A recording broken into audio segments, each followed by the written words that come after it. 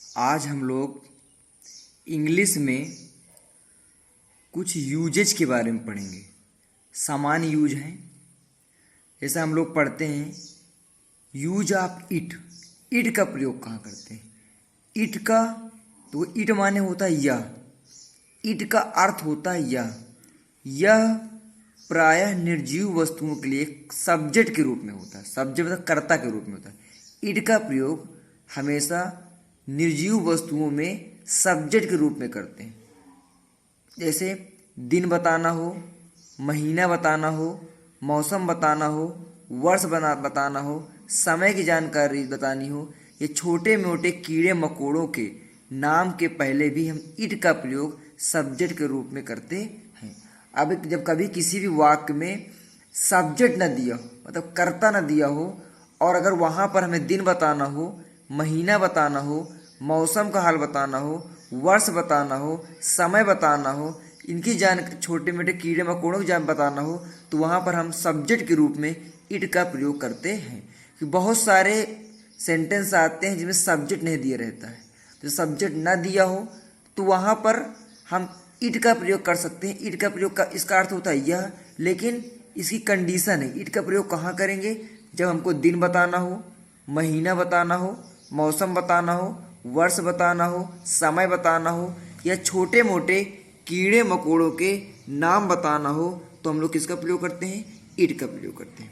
जैसे एग्जाम्पल हम बता रहे हैं, अंधेरा हो रहा था। अंधेरा हो रहा था। अब इसमें हमारा कोई सब्जेक्ट नहीं है, सब्जेक्ट मतलब कर्ता नहीं दिया है, तो अंधेरा हो रहा था मतलब समय बता रहा है, तो किसका प्रयोग है? इट का। तो इट वाज ग्रोविंग डार्क। जैसे कहा जाए बारिश हो रही थी, जैसे कहा जाए बारिश हो रही है, तो बारिश हो रही है मतलब मौसम का हाल बता रहे हैं। सब्जेक्ट नहीं दिया, सब्जेक्ट का इट। It is raining. जैसे कहा था रविवार का दिन था, क्या बता रहा है? दिन बताया जा रहा है, सब्जेक्ट नहीं दिया, तो इट वाज संडे। इसी प्रकार से कहा जाए कि 8 बजे, तो इट इज 8 o'clock। अब 12 बजे, इट इज 12 o'clock नाउ। कल बुधवार था, तो इट वाज मंडे एस्टरडे। मतलब कहने का मतलब जब किसी वाक्य में कोई सब्जेक्ट न दिया गया हो तो हम सब्जेक्ट के रूप में, सब्जेक्ट मतलब हिंदी में कर्ता बोलते हैं, सब्जेक्ट के रूप में इट का प्रयोग करते हैं। लेकिन इसके लिए कंडीशन है, अगर किसी वाक्य में सब्जेक्ट न दिया हो और हमें दिन बताना हो, महीना बताना हो, मौसम का हाल बताना हो, वर्ष बताना हो, समय की जानकारी देनी हो, या छोटे मोटे कीड़े मकोड़ों के नाम बताना हो, तो वहाँ पर हम सब्जेक्ट के रूप में इट का प्रयोग करते हैं। इट का शाब्दिक अर्थ होता है यह, इट का मतलब होता है यह।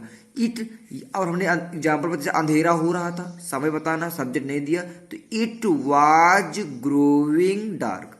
बारिश हो रही है, तो इट इज रैनिंग, मौसम का हाल है। रविवार का दिन था, तो इट वाज संडे।